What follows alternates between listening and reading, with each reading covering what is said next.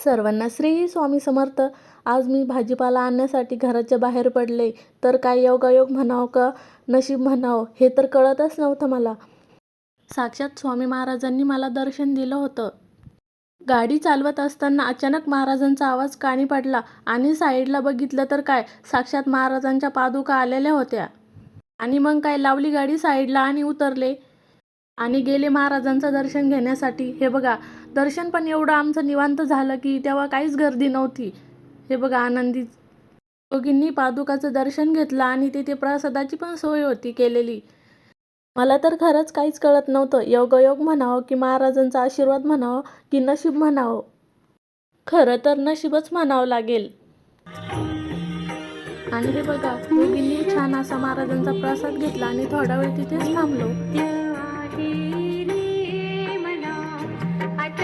खरं तर स्वामी भक्त होणं एवढं सोपं नाही. महाराजांची इच्छा असली तरच आपण स्वामी भक्त होऊ शकतो. कारण एवढं सहजासहजी महाराज कोणालाही त्यांच्याकडे बोलून घेत नाही. काहीतरी आपली पूर्वपुण्याई असेल त्यांनाच महाराज बोलवतात.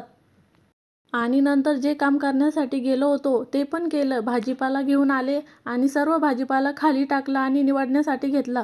तर माझी लेक दरवेळीप्रमाणे याही वेळेस मला वाटाणा निवडण्यासाठी मदत करत होती. असा होता माझा आजचा दिवस. बाय.